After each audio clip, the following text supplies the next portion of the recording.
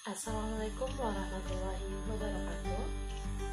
Terima kasih atas kesempatan yang telah diberikan kepada saya.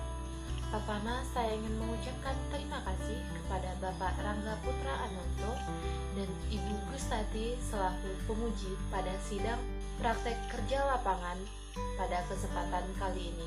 Selanjutnya, saya juga ingin mengucapkan terima kasih banyak kepada Ibu Josephine Sudiman selaku pembimbing pada praktek kerja lapangan saya.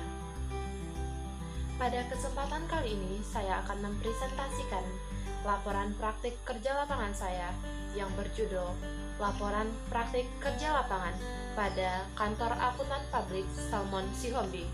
Nama Rida Kurnia, nomor BP 1801071042, program studi D3 Akuntansi.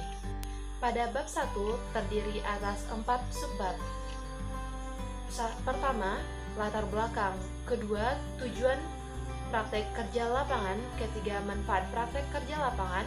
Dan keempat, sistematika penulisan. Latar belakang dilakukannya praktek kerja lapangan karena praktek kerja lapangan merupakan suatu kegiatan yang dapat memperkenalkan mahasiswa kepada dunia kerja, sehingga dapat tercapailah salah satu tujuan praktik kerja lapangan, yaitu untuk menambah ilmu pengetahuan dan pengalaman mahasiswa terhadap dunia kerja. Dari tujuan praktik kerja lapangan tersebut, maka dapat timbullah manfaat praktik kerja lapangan bagi mahasiswa. Salah satunya membantu mahasiswa untuk dapat mempersiapkan diri untuk memasuki dunia kerja setelah menyelesaikan jenjang pendidikan yang sedang ditempuh. Dan subbab terakhir dalam bab 1 yaitu sistematika penulisan. Dalam laporan praktik kerja lapangan ini terdiri atas 5 bab. Bab 1 tentang pendahuluan, bab 2 profil entitas, bab 3 kegiatan praktik kerja lapangan, bab 4 pembelajaran yang diperoleh, bab 5 kesimpulan. Selanjutnya saya akan masuk ke dalam bab 2 yaitu profil entitas. Pada tahun 2019, entitas berganti nama menjadi Kantor Akuntan Publik Salmon Sihombing yang sebelumnya mempunyai nama Kantor Akuntan Publik Richard Lisamberi dan Partner.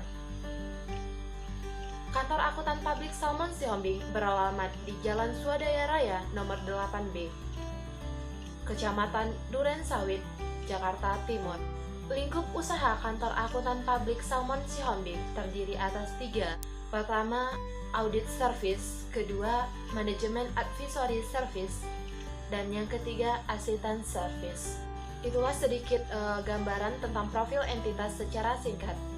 Selanjutnya, saya akan membahas bab 3 tentang kegiatan praktik kerja lapangan.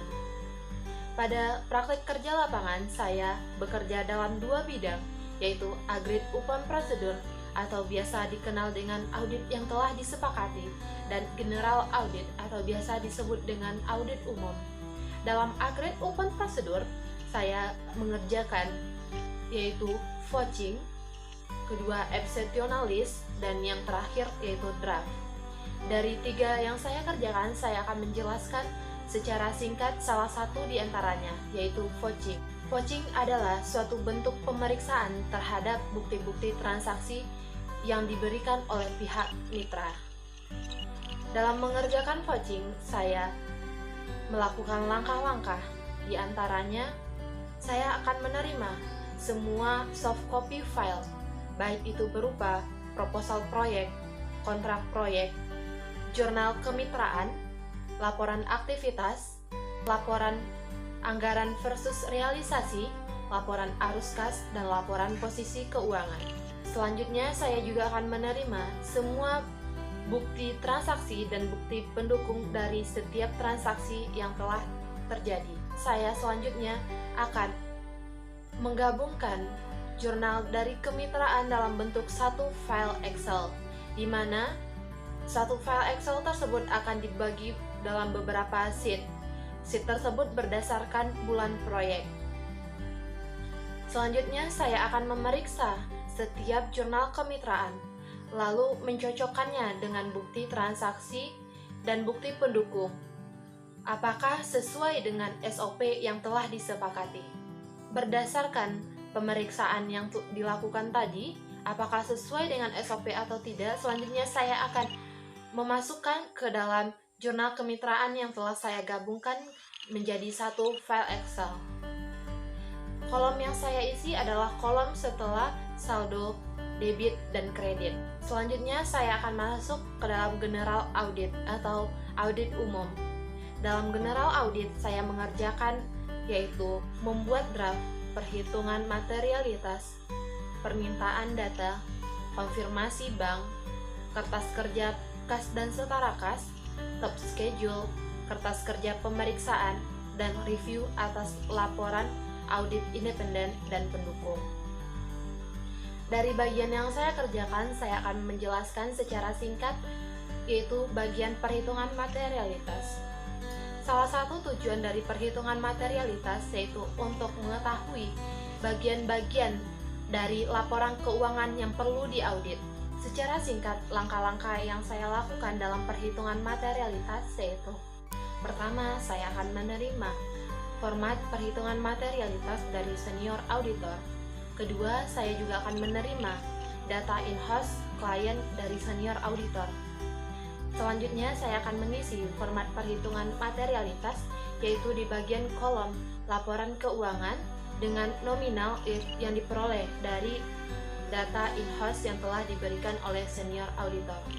Untuk kolom setelah kolom laporan keuangan itu akan terisi secara otomatis karena format yang diberikan sudah termasuk rumus. Itu merupakan sedikit gambaran dari bab 3 kegiatan praktik kerja lapangan. Selanjutnya saya akan membahas secara singkat mengenai bab 4, yaitu pembelajaran yang diperoleh atau lesson learning. Bagian pertama yaitu hal-hal positif yang diterima semasa perkuliahan yang bermanfaat semasa melakukan praktek kerja lapangan. Di antaranya yaitu ilmu yang diperoleh selama masa perkuliahan, kedua, ketelitian dan kedisiplinan, ketiga, tanggung jawab, dan keempat, berorganisasi. Selanjutnya, manfaat praktek kerja lapangan dalam mengembangkan soft skill dan evaluasi soft skill yang dimiliki. Manfaat praktek kerja lapangan dalam mengembangkan soft skill yaitu meningkatkan kemampuan berkomunikasi, meningkatkan kemampuan manajemen waktu, meningkatkan kemampuan bekerja sama, meningkatkan kemampuan bekerja dalam tekanan, dan meningkatkan kemampuan berpikir kritis. Dan evaluasi kekurangan soft skill yang dimiliki yaitu dengan meningkatkan kemampuan soft skill yang sudah ada pada diri. Selanjutnya, manfaat praktek kerja lapangan terhadap pengembangan kemampuan kognitif dan evaluasi kemampuan kognitif yang dimiliki.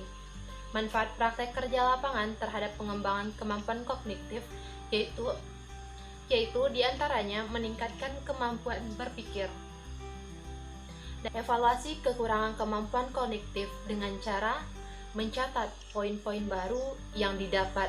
Selanjutnya, identifikasi kunci sukses dalam bekerja berdasarkan pengalaman di tempat praktek kerja lapangan. Pertama, yaitu etika dalam bekerja. Kedua, jangan malu bertanya. Ketiga, anggap kesalahan sebagai pengalaman. 4. Jangan takut menerima kritik dan masukan. Kelima, banyak mempelajari hal baru. Dan yang keenam, tunjukkan kemampuan diri. Terakhir yaitu perbaikan atau pengembangan diri, karir, dan pendidikan selanjutnya berdasarkan pengalaman di tempat praktek kerja lapangan. Salah satu bentuk perbaikan atau pengembangan diri, karir, dan pendidikan selanjutnya yang pertama yaitu melakukan pelatihan atas keahlian. Kedua, melakukan magang di luar konteks praktek kerja lapangan. Dan yang ketiga, evaluasi diri. Sedikit presentasi dari saya atas laporan praktik kerja lapangan pada kantor akuntan Salmon Sihombing. Saya mengucapkan terima kasih atas perhatian yang telah Bapak dan Ibu berikan, dan mohon maaf atas kesalahan dan kekurangan dalam penyampaian. Assalamualaikum warahmatullahi wabarakatuh.